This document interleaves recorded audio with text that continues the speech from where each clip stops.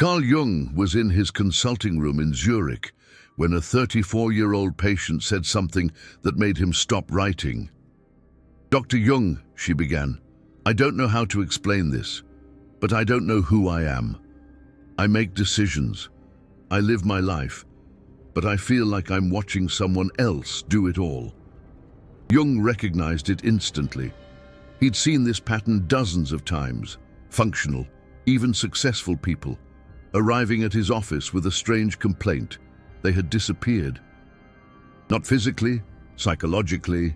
The true self had died in childhood, replaced by something Jung called the false self, a psychological construct that exists only to please, to perform, to survive. And here's the part Jung considered most disturbing. Most people don't even realize they've disappeared. They live entire decades operating through this false self, thinking that's who they are, until the day something collapses. A relationship, a crisis, a moment of sudden clarity, and they realize the person I thought I was never real. How does this happen? How can an entire self be erased without anyone noticing? If you grew up in a family where your individuality was treated as a problem to be corrected, where your tastes were wrong, your emotions exaggerated, your desires selfish, where you learned that to be loved, you needed to be different from who you were, then you know this pain. It's the pain of waking up at 30, 40, 50 years old and realizing, I don't know what I like, I don't know what I want, I don't know who I am when I'm not trying to please someone. Carl Jung discovered that narcissistic parents destroy the individuality of their children through a process he called psychic replacement. It's not direct aggression. It's something much more insidious. The child isn't attacked. They are replaced, gradually, systematically, without witnesses. The child's authentic self is removed and swapped for a version the parents can tolerate. And the cruelest part, the child collaborates with this process, because the alternative, maintaining the true self, means losing the love of their parents. And for a child, losing parental love isn't just rejection, it's a threat of psychological death. So, the child's psyche makes the only calculation possible to survive. It kills the true self and builds an acceptable substitute. A false self that knows exactly how to be to guarantee parental closeness, even if that closeness is toxic, even if the price is their own soul. Ethan was 7 years old when he first realized something was wrong with what he liked. It was Saturday morning. He was on the living room floor, drawing. Not just anything. He was drawing a dragon, with colors that made no sense to anyone but him. Purple with orange stripes, green wings, blue fire. Ethan was completely absorbed. That dragon was his. It came from inside him. He wasn't copying anything, he was creating. His dad walked into the room, stopped, looked at the drawing. Ethan felt a surge of pride. Finally, he was going to show his dad something that really mattered to him. "Ethan, what is that drawing?" Ethan smiled. "It's a dragon, Dad. Look, it breathes blue fire because dragons aren't real, Ethan. Why are you wasting time drawing things that don't exist?" His dad's voice wasn't aggressive. It was worse. It was indifferent, as if Ethan's dragon, and therefore Ethan, was irrelevant. "But I like to draw, Dad. You need to focus on useful things. Math, science, drawing leads to nothing. Do you want to be an artist? Starve? When are you going to grow up and stop with these childish fantasies?" Ethan was 7 years old. He looked at the dragon on the paper. For a moment, he could still see the beauty. The colors he had chosen, the story he was building, but then, as if a shadow had fallen over the drawing, he began to see what his dad saw, something useless, childish, wrong. Ethan put away the crayons. He never drew dragons again. But it wasn't just the drawing that died that day. It was something bigger, The part of Ethan that knew what he liked, that trusted his own interests, that believed his preferences mattered, that part began to wither. Listen carefully, because what Jung discovered about this moment is crucial. When a child receives the message that what they naturally love is wrong or useless, they don't think, "My dad is wrong." They think, "I am wrong." And for a 7-year-old psyche, being wrong is intolerable. So the psyche does something desperate. It starts to kill what is wrong within it. It starts to destroy its own individuality. 3 months later, Ethan was at the dinner table. The family was discussing what to do on the weekend. Ethan's mom asked, "Ethan, what do you want to do on Sunday?" Ethan opened his mouth. For a fraction of a second, a true answer almost came out. "I want to go to the park and draw." But he caught himself. Drawing was wrong. Drawing was childish. He needed to want something right. "I don't know, Mom. Whatever." His mom insisted, smiling. "Come on, honey. You must have some preference." Ethan looked at his dad, then at his mom, and said for the first time a phrase that would define the next 30 years of his life. "I want whatever you want." His mom thought it was cute. "What a good boy." His dad nodded approvingly. Now that's maturity, stopping being selfish. Ethan felt something he couldn't name at the time. Jung, years later, would explain. It was the true self dying, not dramatically, silently. Like a plant that stops receiving light and withers, withers, withers. Until one day, there's nothing left but an empty shell. By age 10, Ethan no longer had his own tastes. When asked what he wanted to eat, whatever. What to wear, whatever. Which subject he preferred in school, whatever. Not because he didn't care, but because the psychological muscle of having preferences had atrophied. The self that knew what it wanted had been systematically punished with indifference and disapproval for so long that it finally gave up existing. And the worst part, no one noticed. Ethan's parents thought they had a chill son, easy to deal with, no trouble. Teachers praised how adaptable he was. Relatives said, "What an unfussy kid." No one saw that Ethan had disappeared. But here's what no one tells you about this process. When the true self dies, something needs to fill the space. The psyche can't stay empty. So, it creates a substitute. Carl Jung called this the persona, but in extreme cases of parental narcissism, it's not just a social persona, it's a complete false self, an entire psychological construct that exists only to guarantee emotional survival. By the time Ethan was 14 years old, he had become an acceptable version of himself. He had tastes now, but they weren't his. They were the tastes he perceived would generate approval. He liked sports. Ethan's dad approved. He wanted to be an engineer, a respectable, safe career. He was practical, the opposite of a dreamer, the opposite of an artist. Who was Ethan really? He had no idea, and he couldn't know. Because the real Ethan, the one who loved impossible colors and dragons that don't exist, had been buried so deep that there was no access anymore. And here's Carl Jung's disturbing discovery about the false self. It works. Ethan was a well-adjusted teenager. He got good grades. He didn't cause trouble. He was polite. He had friends of the type of person he was pretending to be. He wasn't depressed. He didn't have crises. On the surface, everything looked fine. But there was a symptom that Carl Jung recognized immediately: emptiness, a hole in the center of the experience of existing. Ethan did things, achieved things, lived, but always with the strange feeling, of watching someone else do it all. As if his life just was a movie where he was simultaneously actor and spectator but never really present. This isn't classical depression, Carl Jung explained. It's absence of self. You're not sad because something bad happened. You're empty because you were never allowed to exist completely.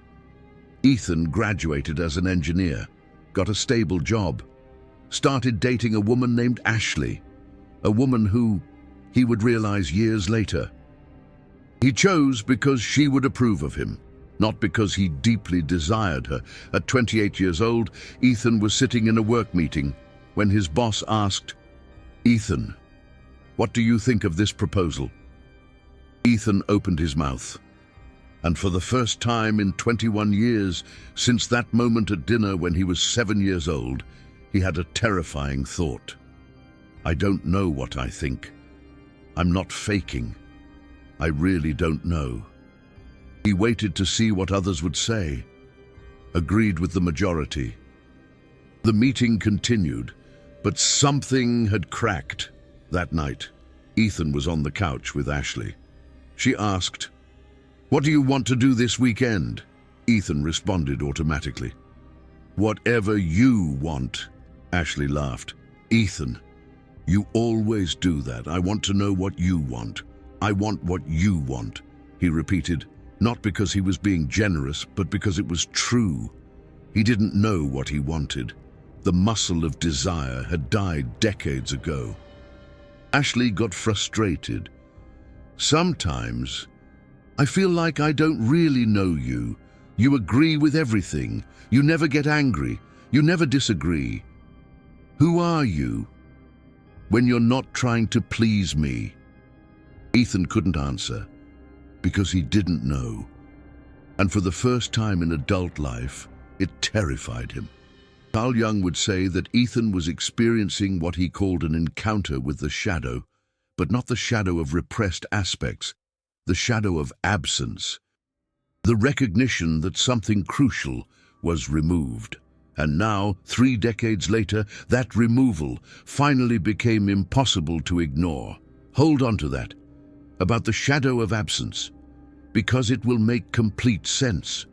When we talk about what happens when you try to recover the buried self, Carl Jung identified 4 specific mechanisms that narcissistic parents use to replace the individuality of their children, not consciously. Most parents don't know they're doing this, but the effect is devastating all the same. Mechanism 1, systematic invalidation of preferences. Every time the child expresses an authentic taste and receives indifference, ridicule, or disapproval, the psyche learns, "My preferences are dangerous." With enough repetition, the child stops having preferences, not by choice, for survival. Ethan's mum and dad never yelled at him, never said, "You're forbidden from drawing." They just treated his true interests as irrelevant. And for a child's psyche, irrelevance is death. Mechanism 2, conditional reward of conformity. When the child performs the version of themselves that the parents approve of, they receive praise, smiles, emotional closeness. When they are too authentic, they are treated with coldness. Ethan learned that being practical generated parental warmth, being a dreamer generated ice, so he killed the dreamer. Not because his dad asked, because the emotional reward system of the house made it clear, you are loved when you perform, you are ignored when you are yourself. Mechanism 3, denial of the child's perceptual reality. When the child tries to name what they are feeling about the erasure process, the parents deny it. "Dad, I feel like you don't like it when I draw." "That's nonsense, Ethan. I only want what's best for you. You're too sensitive." Carl Jung called this pre-verbal gaslighting. The child knows that something is wrong, but when they try to verbalize it, reality is denied repeatedly until they stop trusting their own perception. And when you can't trust what you perceive, You can't know who you are. Mechanism 4, projection of the parental shadow. The parents project onto the child everything they hate about themselves. If the father killed the artist inside himself to be responsible, he will kill the artist in his son. If the mother repressed anger, she will repress the anger of her daughter. Ethan's dad had been a boy who loved music, dreamed of being a musician. His parents said, "Music doesn't give you a future." He became an accountant, hated every day, never played an instrument again.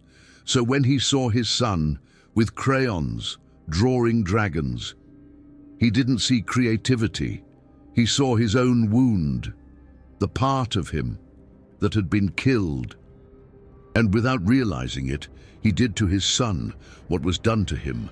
The generational cycle of self-murder continues. Carl Jung discovered something that most therapists to this day don't fully understand. Narcissistic parents don't destroy the individuality of their children because they hate the children. They destroy it because they can't tolerate alterity. Alterity is the recognition that another person is fundamentally separate from you, that they have an inner world of their own preferences, a psychological existence that is not an extension of your own. Healthy parents can tolerate and even delight in the alterity of their children. They see their child love something completely strange to them and think, "How interesting, this human being is different from me," and that is wonderful. Narcissistic parents can't do that. When the child demonstrates alterity, different tastes, inconvenient emotions, desires that are not part of the parental script, it is experienced by the parents as a threat, not consciously, but at an unconscious level. The child's alterity destroys the narcissistic fantasy that the child is an extension of the parental self. So the child needs to be corrected, molded, replaced by a version that doesn't threaten the fragile ego of the parents. And here's the cruelty. For the child, this replacement doesn't feel like violence, it feels like love. The parents say, "I only want what's best for you," while systematically erasing who you are. And you believe them, because you need to believe them, because the alternative, that your parents are destroying you to protect their own fragmented psyche, is impossible for a child to process. So you collaborate in your own erasure. You become what you need to be, and you call it growing up. Ethan, at 35, was in crisis. Not a dramatic crisis, but the most dangerous kind. A silent crisis of meaning. He had everything he was supposed to want. Stable career, married, own house. But there was a question he couldn't stop asking. Is this it? Is this who I am? Or am I just living the version of me that someone else decided was acceptable? His wife, Emily, had asked for a separation 3 months earlier. "Ethan, I love you, but I don't know who you are. And I don't think you do either." She was right. Ethan sought therapy. The therapist, who had studied Carl Jung deeply, asked a question in the first session that both destroyed and rebuilt everything.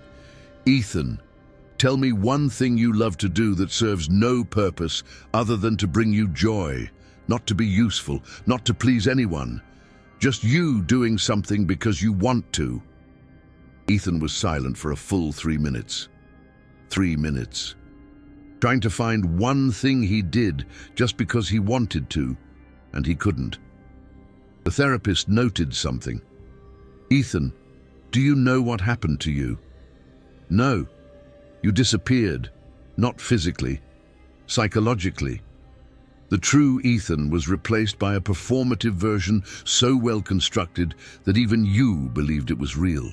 But now the performance is crumbling, and you're starting to realize that underneath it, there's nothing.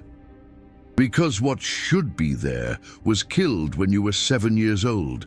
Ethan began to cry. Not normal sadness. It was grief. Grief for a person who was never allowed to exist completely. Grief for the boy who loved impossible dragons and was taught that impossible dragons were wrong. Carl Jung worked with people like Ethan regularly, and he developed a protocol to try to recover the buried self. It's not quick, it's not easy, but it is possible. Step 1. Recognize the false self. You can't integrate what you don't recognize. The first step is brutal. Admit that the person you think you are might be a construction, a performance, a substitute created to survive childhood. Ethan started making a list of all his preferences and asking, is this really mine?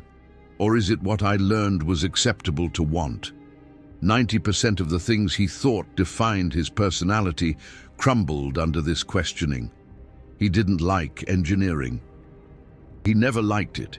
He had chosen it because it was safe, responsible, what his dad would approve of.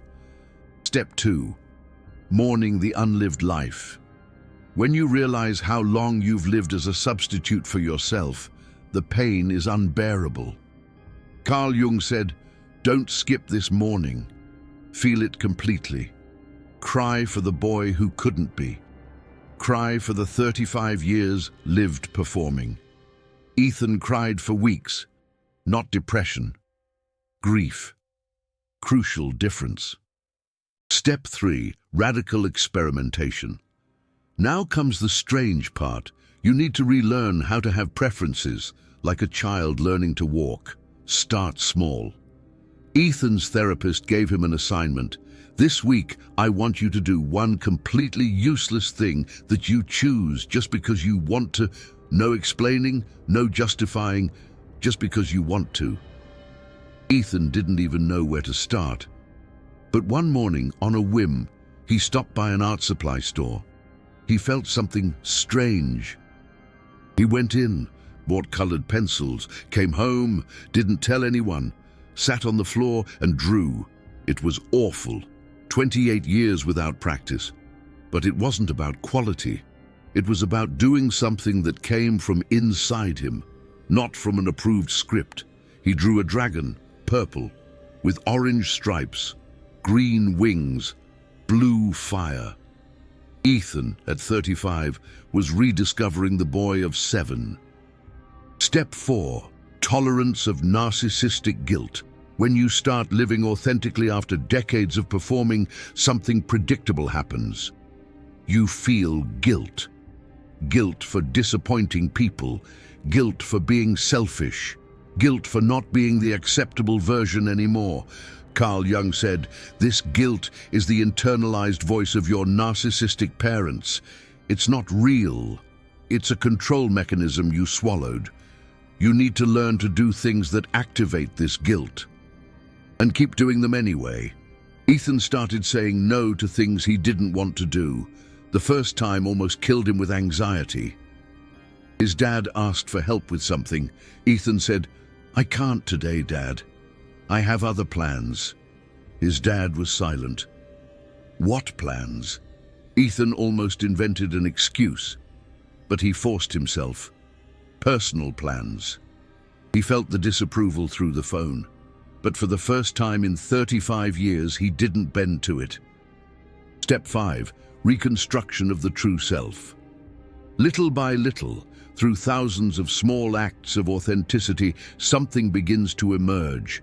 It's not the original true self, that was lost, but it's something new, a self built consciously, choice by choice, preference by preference. Ethan, at 37, had changed careers, not to an artist, but to something that had meaning for him. Design of children's spaces. It combined engineering with something he discovered he loved, creating environments where children could be themselves. He had started dating again. Not Emily, she had moved on, but a woman named Claire who said in one of their first conversations, I don't want the performative version of you. I want to know who you are when you're not trying to impress anyone. And for the first time, Ethan had an answer. I want to know too. Carl Jung had a concept that he considered central to all psychology: individuation. It's the process of becoming who you really are, not who your parents wanted you to be, not who society expects, who you are at your deepest essence. But here's what Carl Jung discovered that changes everything. You cannot individuate from a false self. It's impossible. Because individuation requires that you know and integrate all parts of who you are, including the parts that were rejected, buried, killed. If your true self was replaced in childhood, you're trying to individuate from a construction. It's like trying to build a house on top of non-existent ground. No matter how hard you try, you'll never get anywhere, because the foundation is false. And here's the brutal part. Most people live their entire lives like this. They chase goals, build relationships, try to find themselves, but they're looking in the wrong person. They're trying to find authenticity within a false self that was specifically created to hide authenticity. Ethan realized this at 37. He was in therapy, 3 years after starting his recovery process. The therapist asked, "Ethan, do you feel like you're getting to know yourself better?" He thought, "No. I feel like I'm meeting someone for the first time. Like I've spent 35 years living with a stranger, and he finally moved out. And now, I'm trying to figure out who really lives here." The therapist smiled. That's individuation. It's not about improving who you are. It's about discovering who you've always been, underneath everything they made you be. If you've gotten this far, and recognized your own story in what you just heard, if something inside you said, "That's what I've been missing," you understand why this kind of content needs to exist. Most videos about psychology talk about symptoms, anxiety, depression, bad relationships, but few have the courage to go to the root. What happens when your own individuality was stolen in childhood, and how that perpetuates through entire generations, invisible, accepted, normalized. Creating this kind of content requires hundreds of hours studying Jung, developmental psychology, generational trauma. It requires reading clinical cases, understanding deep mechanisms, and then translating all of that into something that makes sense to someone who's living the pain, but doesn't have the words to name it. The super thanks down below isn't just financial support. It's you saying, this truth about the destruction of individuality needs to be known. It's you helping to bring to light something that's been kept in the shadows for too long. It's you breaking the silence about a type of abuse that doesn't leave physical marks, but destroys souls. When you click that golden heart, you're not just supporting a channel. You're positioning yourself alongside thousands of people who are trying to recover the self that was buried.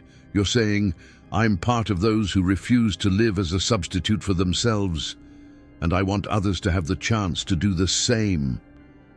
Carl Jung developed a list of signs that indicate that the true self has been buried and a false self is operating. If you recognize 3 or more, it's worth investigating carefully. Sign 1. You don't know what you truly like. When someone asks your real preferences, not what's practical, not what others approve of, but what you want, you draw a blank. Sign 2. You feel like you're performing your own life, as if you're watching yourself from the outside. Doing what needs to be done, but never really present. Sign 3. You have extreme difficulty saying no, even when you want to say no. The idea of disappointing someone generates disproportionate panic. Sign 4. You adapt completely to different groups of people. In each context, you're a different person, and none of them seem completely you. Sign 5. You can't access healthy anger when someone mistreats you. You understand rationally that you should be angry, but the emotion doesn't come. because expressing anger was killed in you decades ago. Sign 6. You have successes, achievements, relationships, but you feel a persistent emptiness, as if you're living someone else's life and waiting for your life to start at some point. Sign 7. When you try to imagine who you'd be if you didn't have to please anyone, you can't form an image. The person has disappeared. If you recognized 5 or more of these signs, there's a high probability that what Carl Jung called psychic replacement has happened to you. And the good news, yes, there is good news, is that recovery is possible. Ethan is proof of that. I know dozens of cases like his. People who at 30, 40, 50, 60 years old started the process of unearthing their true self. Is it difficult? Yes. Is it possible? Absolutely. Jung mapped out 3 stages that people like Ethan go through when they begin to recover their lost individuality. Stage 1. Confrontation with the void. First, you need to face the truth. The person you think you are might be a construction. This is the scariest stage, because for a moment, you even lose the illusion of identity. You no longer know who you are, and you haven't yet recovered your true self. You're in a terrifying limbo. Ethan spent 3 months in this stage. He called it the vacuum. He no longer knew what he liked, what he wanted, who he was, but he hadn't yet found new answers, just certainty that the old answers were false. Carl Jung said, "Don't skip this vacuum. It's in the void that the true self can finally emerge. If you fill it too quickly with another performative version, you've only traded one mask for another." Stage 2. Experimentation and mistakes. Then you start to test. Small acts of authenticity, saying no, choosing something without justifying it, doing something completely useless just because you want to.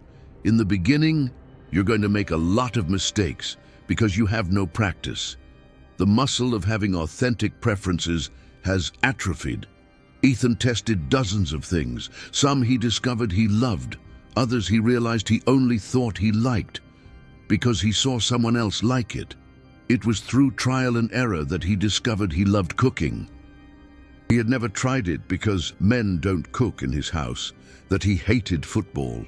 He had pretended to like it his whole life, that he had a deep relationship with music, something his father had killed in himself and tried to kill in his son.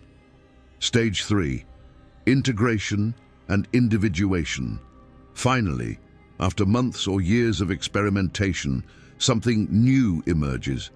It's not the original self that was lost, but it's an authentic self, built consciously. You start to know what you want, to trust your own perceptions, to tolerate the guilt of disappointing others, to choose relationships where you can be real.